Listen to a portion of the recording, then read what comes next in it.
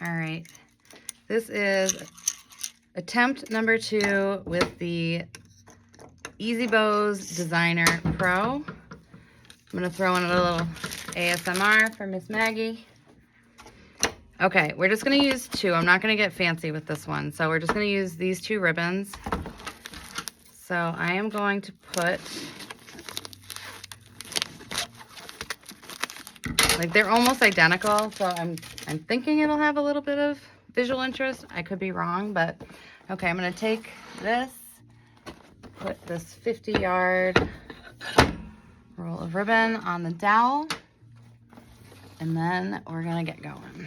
So to start, I'm gonna slide this through. Still don't know what this guy does, but it's literally been 30 seconds since I last used it, so we will find an answer. All right, now I'm going to give this a nice crisp twist, and I'm gonna measure 5 inches on this ruler here. 5 inches seems to go really well with my wreath sizes, and my wreaths usually are around 22 to 24 inches. Okay, so I make them on an 18-inch frame, but once they're built out, that's generally their size. If it was a bigger wreath, then you'd have to size up. All right, so I'm measuring 5 inches on this side as well.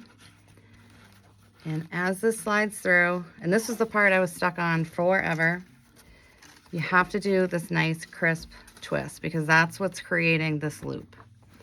Okay, we're gonna measure 5 inches. I really do like this dowel. Like, I like it holding the ribbon. Okay. Making sure that all parts are facing up, because it can get a little tricky right around here if you don't do that, like, really tight twist.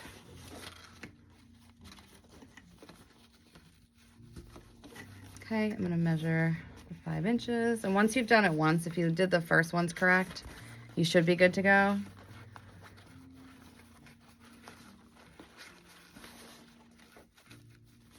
Measuring is not my favorite thing. Like, I don't bake. I love to cook. Don't like a recipe. I'll use a recipe for ingredients, but like, that's as far as it goes. I just like to enjoy myself. And you know, I've been talking about how working with your hands, it produces dopamine, which is just a natural chemical in our body that makes us happy. So that's why, you know, we enjoy making wreaths, making bows, you know, woodwork, pottery, painting, all of those things make us happy for that reason. I think that's pretty cool. Okay, we're gonna do 4 on each side of this 5-inch loop. So we're gonna have 8 of this 5-inch loop.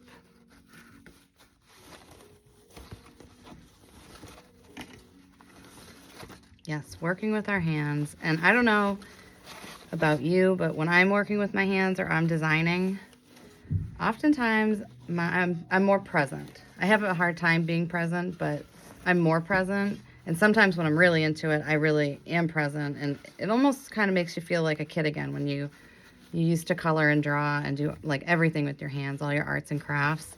Like, that's why it felt so good, I think. And that's why I think it increases our dopamine levels, is because it reminds us of a time where, you know, you're happy. Hopefully you're still happy. You should be.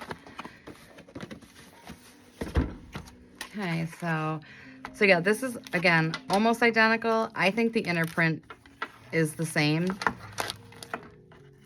And I was debating which one to put on top and bottom, but I felt like the fancier of the two would go better. This is nice. I like when it has like burlap, wired burlap edges. It's got a lot of structure to it. All right, so we're gonna start off the same.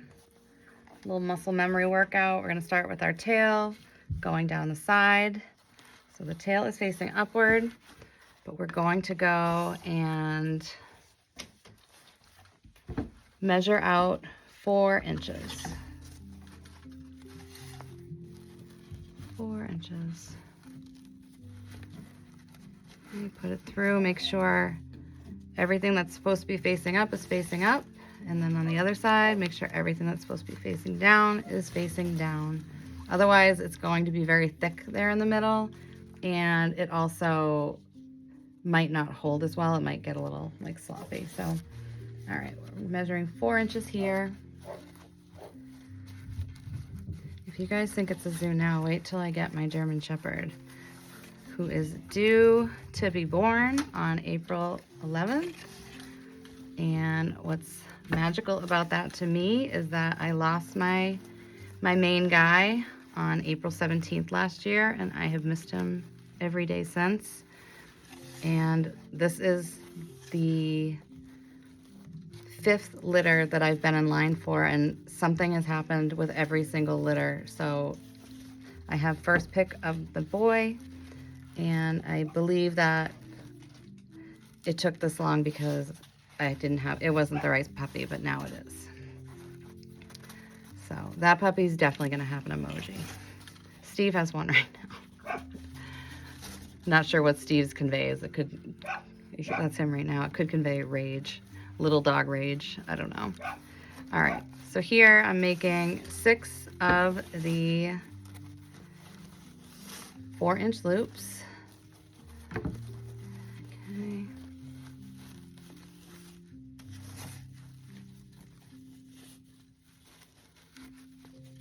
I've been having really good luck with the blue and white prints, whether it's the bow only or a wreath with, the blue and white flowers in the bow. It's all that chinoise, which I said wrong in a million videos. Now I'm saying it right.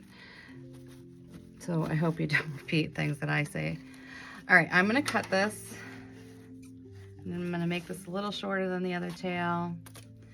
And then I'm gonna go and make this our button, because I like having some extra tails. All right, so start with the twist. I usually make the buttons about 3 inches. I like them to be like big and juicy. It's like the center of it. You want it to look like fun and vibrant. All right, so that's a guesstimate. Okay, we're gonna have this go down, cut it, that's our tail. Okay, now when I am taking this off the dowel, I'm using my thumb and my pointer finger. And I'm gonna, oh no, hold on. See, Steve's got me all like distracted with him. He's watching me through the window right now. He's a little psycho. So right now I'm fanning out all my loops before I take this off the dowel and do the wire. More malleable, they're in a better spot to set their direction. Okay, I don't put loops under the tail. I think it falls nicer without it, just my opinion. Okay. And this is why wired ribbon is just key to making nice bows, because it just does what you want it to do and it stays. And if, for some reason things get smushed, it just pops right back up. Okay, so now we have these guys arranged. Okay, so now with my pointer and my thumb, I'm going to slide this off the dowel.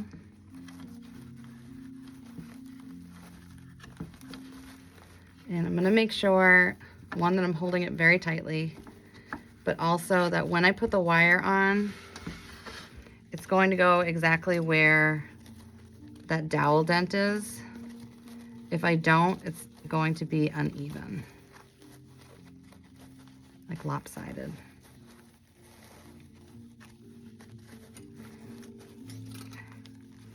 Once I have this, I want this wire to be really, really tight. I know some people use zip tie. I like to do the floral wire first, and then I often will use a zip tie after, so I'll just do the zip tie right now. So I'm gonna put the zip tie, I'm gonna use white just so it doesn't stand out.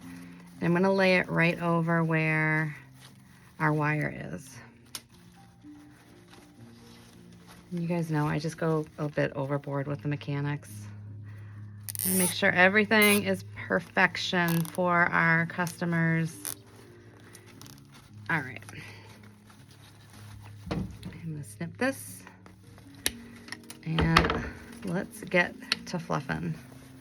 I'm just going to each loop and spreading it out.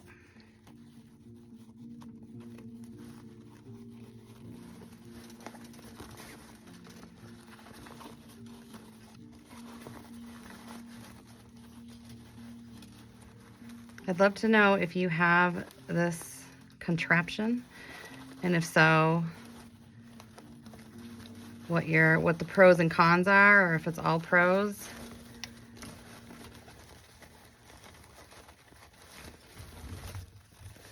Okay, so that was the back. Now to the front. Start fluffing. I do like that we layered this darker one, like this one with the edge over it. I think that looks nice.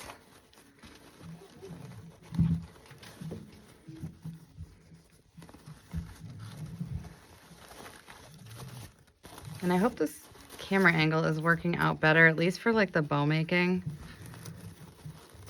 Help is coming on. I know I've been saying it forever, but literally on the 26th, help is on the way, because Julie Samako has ever so generously given me the opportunity to host a Wreath Makers Live on the 29th, and I do not want my head to block the entire thing.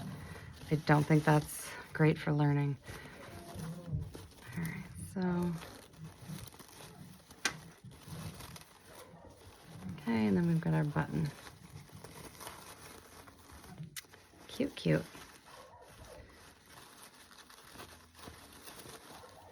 All right, and even I could have even taken the plainer of the two and made that the button.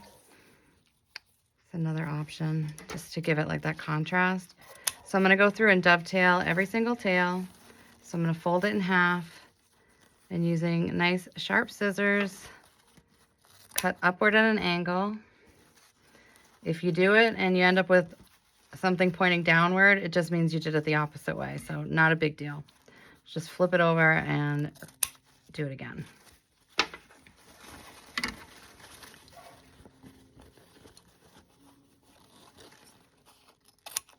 Go. And we're going to be using this on a wreath. That is my next